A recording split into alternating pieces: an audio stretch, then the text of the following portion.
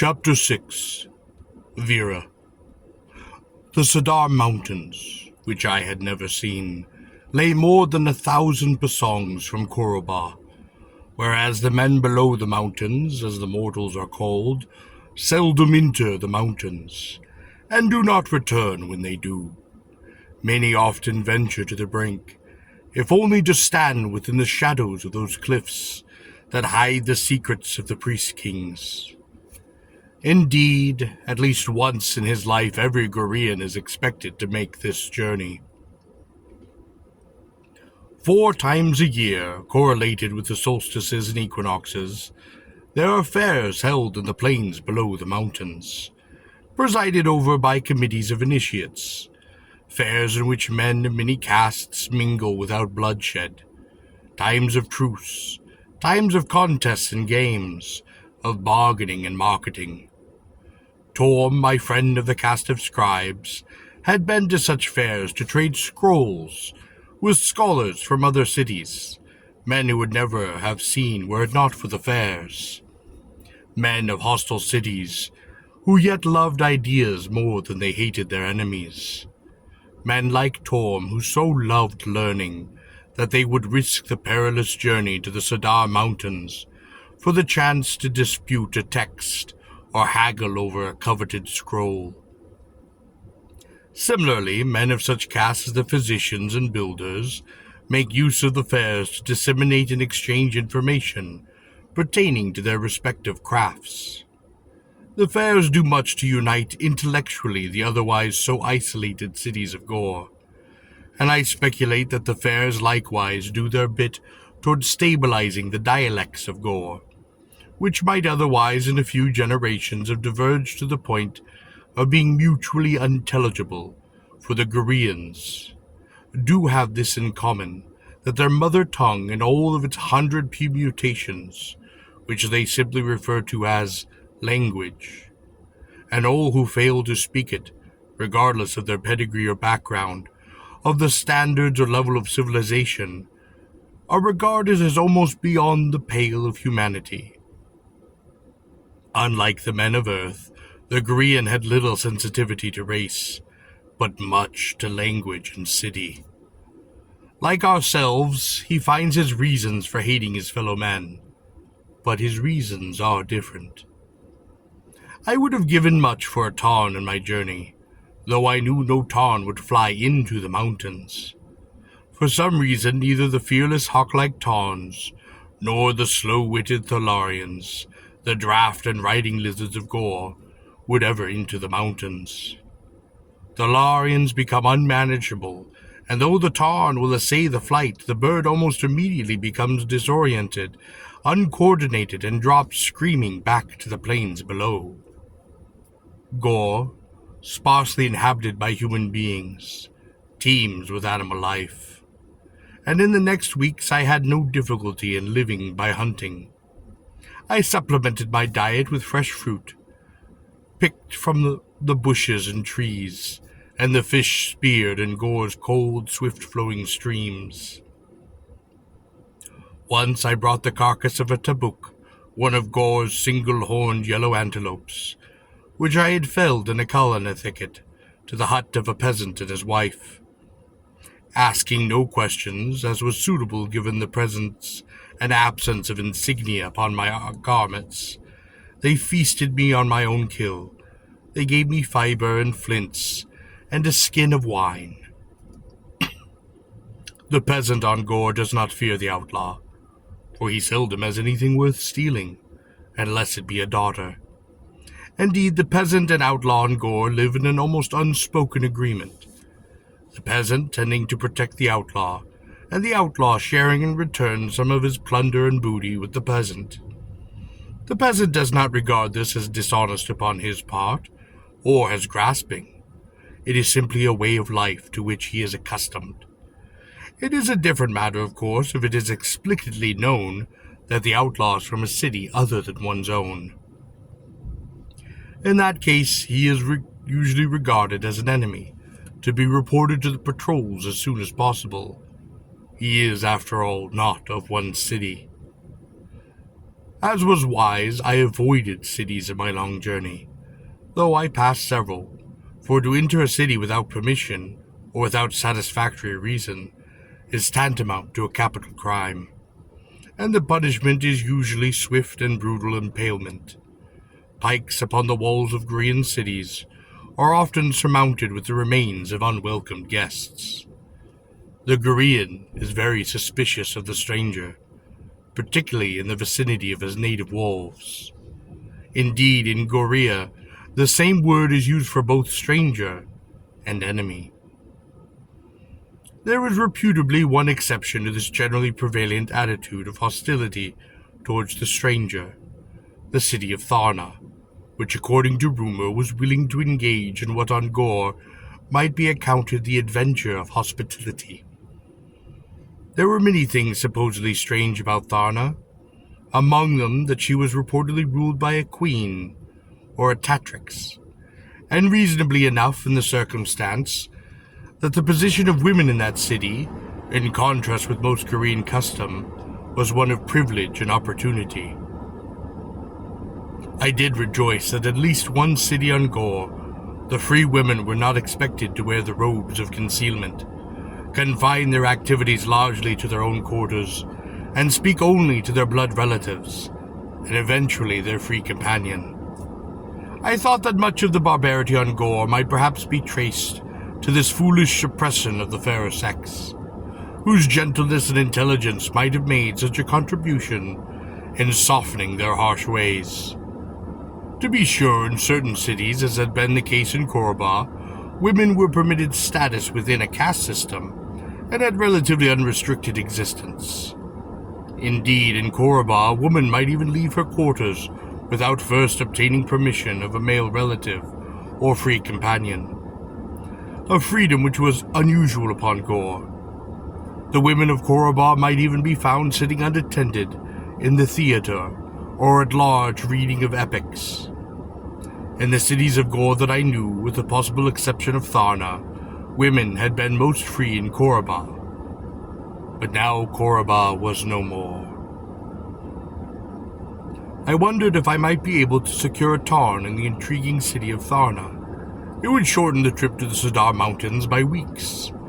I had no money with which to purchase a tarn, but I reasoned my hiring price as a swordsman might be sufficient to purchase a mount.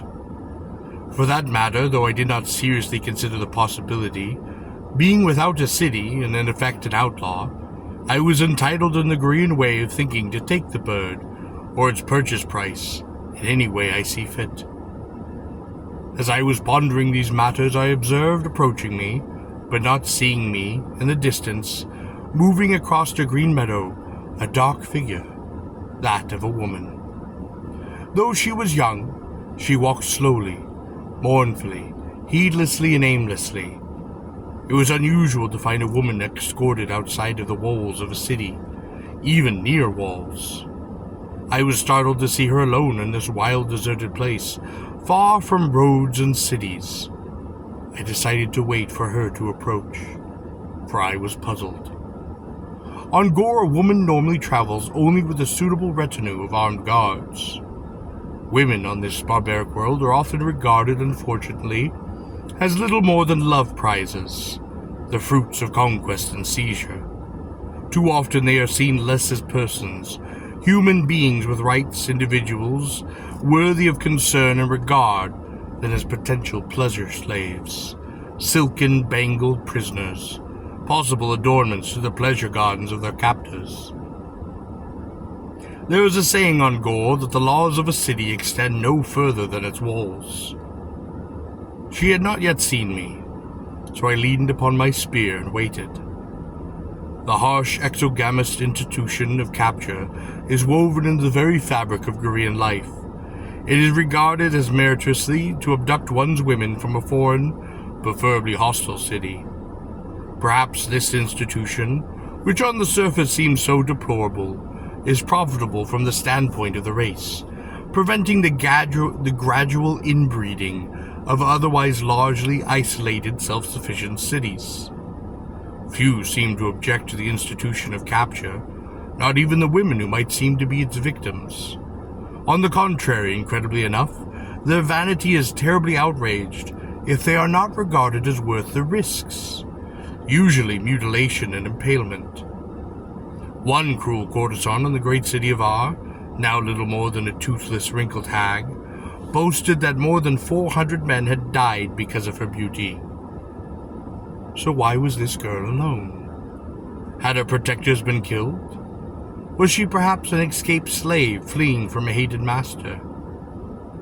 Could she be, like myself, an exile of Korriban? Its people have been scattered. I said to myself, and no two stones and no two men of Korriban may stand again side by side. I gritted my teeth. The thought ran through my head, no stone may stand upon another stone. If she were of Korriban, I knew that I could not, for her own welfare, stay with her or help her. It would be to invite the flame death of the priest kings for one or the other, perhaps even both of us. I had seen a man die the flame death, the high initiate of Ar upon the summit of Ar's cylinder of justice, consumed in the sudden burst of blue fire that bespoke the displeasure of the peace kings. Slim though her chances might be to escape wild beasts or slavers, they would be greater than the chance of escaping the wrath of the priest kings. If she were a free woman, and not unfortunate to be alone in this place, was unwise and foolish. She must know this, yet she did not seem to care. Something of the nature of the Institute of Capture, and the Gorian's attitude towards it, becomes clear when it is understood that one of the young townsman's first mission is often to capture a slave for his personal quarters. When he brings home his captive, bound naked across the saddle of his tarn, he gives her over, rejoicing to his sisters, to be bathed, perfumed, and clothed in the brief slavery liver of Gor. That night at a great feast he displays the captive, now suitably attired by his sisters in a diaphanous scarlet dancing silk of Gor, bells strapped to her ankles, and she is bound with enslaved bracelets. Proudly he presents her to his parents, his friends, and his warrior comrades.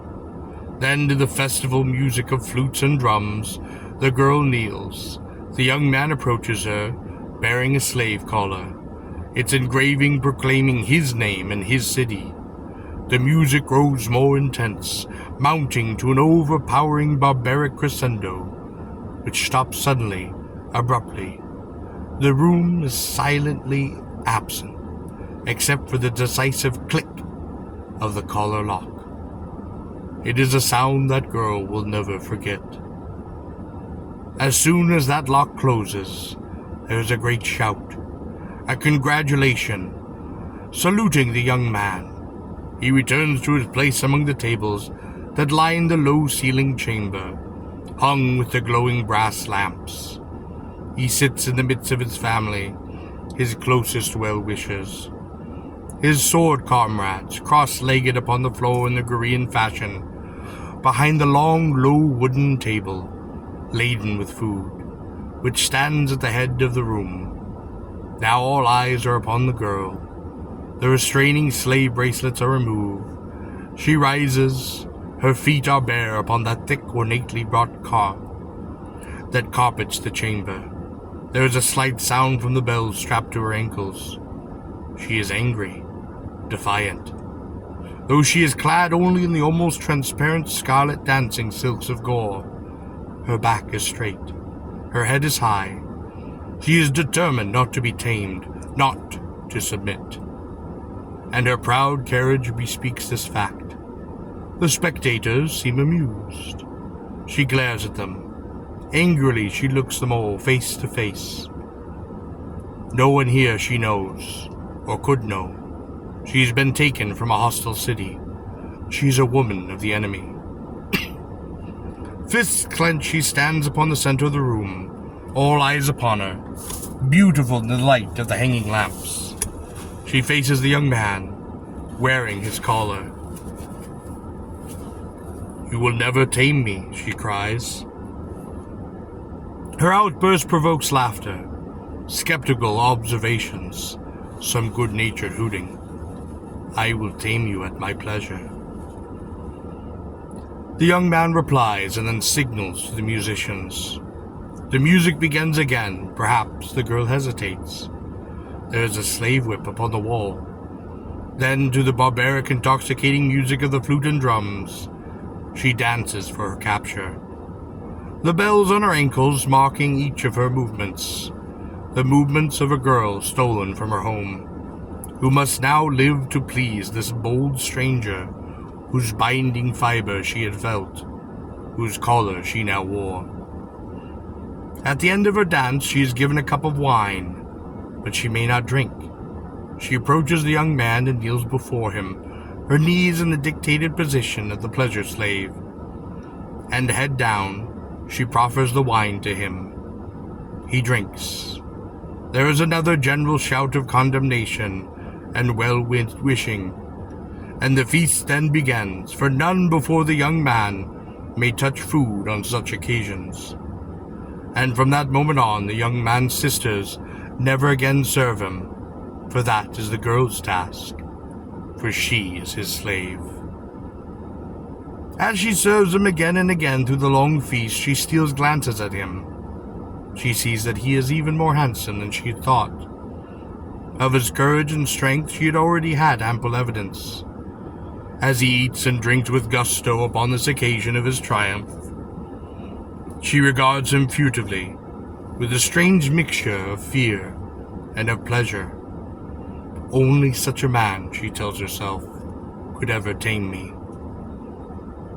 Perhaps it should only be added that the Korean master, though often strict, is seldom cruel. The girl knows if she pleases him, her lot will be an easy one. She will almost never encounter sadism or wanton cruelty, for the psychological environment that tends to breed these diseases is mostly absent from Gor. This does not mean that she will not expect to be beaten if she disobeys or fails to please her master. On the other hand, it is not too unusual a set of components upon Gor where the master, in effect, willingly wears the collar, and his lovely slave, by the practice of the delightful wiles of her sex, with scandalous success, wheedles her way triumphantly from the satisfaction of one whim to the next. I wondered if the girl approaching was beautiful. I smiled to myself. Paradoxically, the Korean, who seems to think so little of women in some respects, celebrates them so extravagantly in others. The Korean is keenly susceptible to beauty, for it gladdens his heart. His songs and art are often of his glory to Korean women. Whether a slave or free, they know that their simple presence brings joy to men, and I cannot but think that this pleases them. I decided the girl was beautiful. Perhaps it was something in her carriage, something subtle and graceful, something which could not be concealed by the dejected cast of her shoulder, her slow gait and apparent exhaustion. No, not even by the coarse, heavy robe she wore.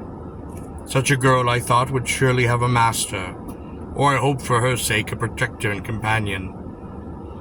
There is no marriage as we know it upon Gor, but there is the institute of the free companionship, which is its nearest correspondent. Surprisingly enough, a woman who is brought from her parents for tawns or gold is regarded as a free companion, even though she may not have been consulted in the transaction. More commendably, a free woman may herself of her own free will agree to be such a companion.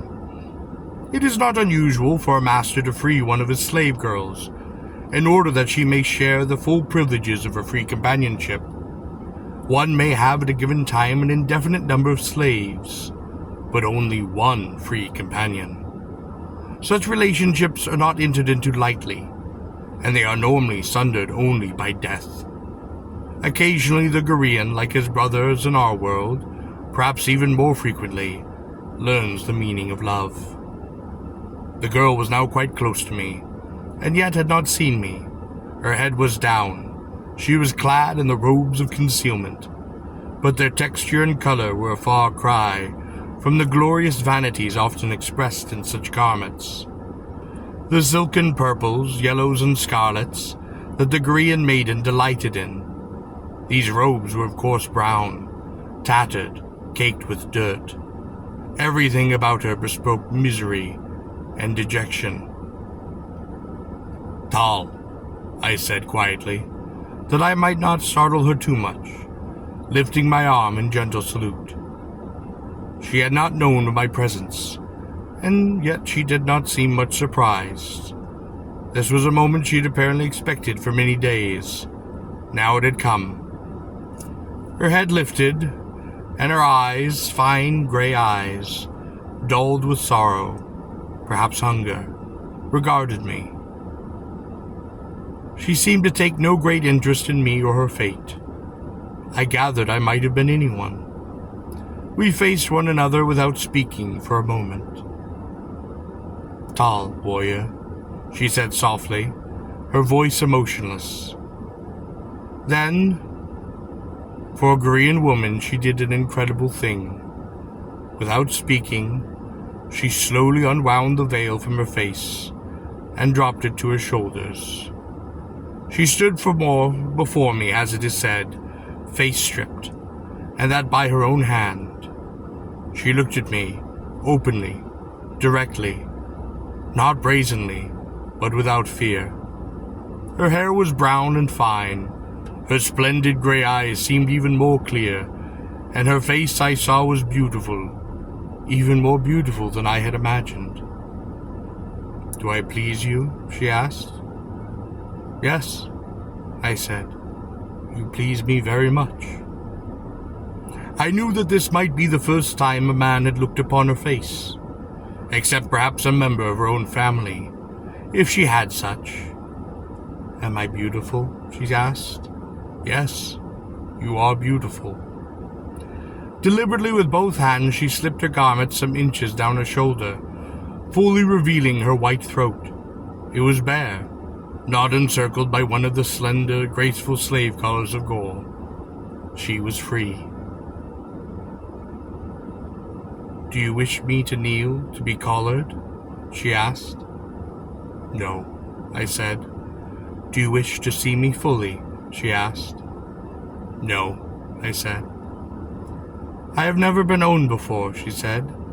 "I do not know how to act, or what to do, save only that I know I must do whatever you wish." "You were free before," I said, "and you are free now."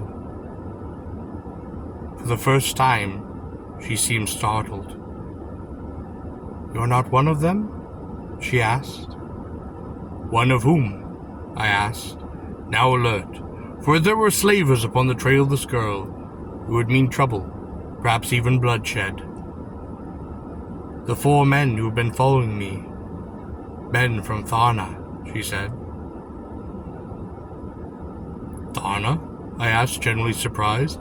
"I thought the men of Tharna revered women, alone perhaps of all the men of Gor." She laughed bitterly. "They are not in Tharna now." "They could not take you to Tharna as a slave. Would the Tatriks not free you?" "Oh, they would not take me to Tharna," she responded. "They would use me and sell me. Perhaps some passing merchant, perhaps in the street of Brands on Awe." "What is your name?" I asked. "Vera," she said. "Of what city?" Before she could respond, if respond she would have, her eyes suddenly widened in fear, and I turned. Approaching across the meadow, ankle deep in the wet grass, were 4 warriors, helmeted, carrying spears and shields. By their shield insignia and blue helmets, I knew them to be men of Tharna. "Run!" she cried, and turned to flee. I held her arm, and she stiffened in hate. "I see," she hissed. "You will hold me for them. You will claim right of capture and demand a portion of my price." She spat upon my face. I was pleased at her spirit. "Stand quiet," I said. "You would not have gotten far." "I have fled from these men for 6 days," wept the girl, living on berries and insects, sleeping in ditches, hiding and running. She could not have run if she'd wished. Her legs seemed to quiver under her. I put my arm about her, lending her my support. The warriors approached me, professionally, fanning out. One, not their officer, approached me directly. Another, a few feet behind the first, and upon the left, followed him. The first, if necessary, would engage me, and the second drive in upon the right with a spear. The officer was the third man in the formation, and the other warrior hung several yards in the rear. It was his business to observe the entire field, for I might not be alone, and to cover the retreat of his fellows with a spear should the need arise. I admired this simple maneuver, executed without command, almost a matter of reflex, and sensed why Tharna, in spite of being ruled by a woman, had survived among the many hostile cities of Gor. We want the woman, said the officer. I gently disengaged myself from the girl and shoved her behind me. The meaning of the action was not lost upon the warriors. The eyes of the officer were narrowed in the W-like opening of his helmet. I am Thorn, he said, a captain of Tharna. Why do you want the woman? I taunted. Do the men of Tharna not revere women? This is not the soil of Tharna, said the officer, annoyed. Why should I yield her to you? I asked. Because I am a captain of Tharna, he said. This is not the soil of Tharna, I reminded him. From behind me the girl whispered, an abject whisper. Warrior, do not die for my sake. In the end it will all be the same. Then raising her voice she spake, Do not kill him, Thorn of Tharna. I will go with you. She stepped out from behind me, proud, but resigned to her fate. Ready to give herself over to these wretches, to be collared and chained, stripped and sold within the markets of Gor. I laughed. She is mine, I said. You may not have her. The girl gave a gasp of astonishment and looked at me questioningly. Unless you pay her price, I added. The girl closed her eyes, crushed. And her price? Asked Thorn. Her price is steel, I said. A look of gratitude flashed within the girl's face. Kill him, said Thorn to his men.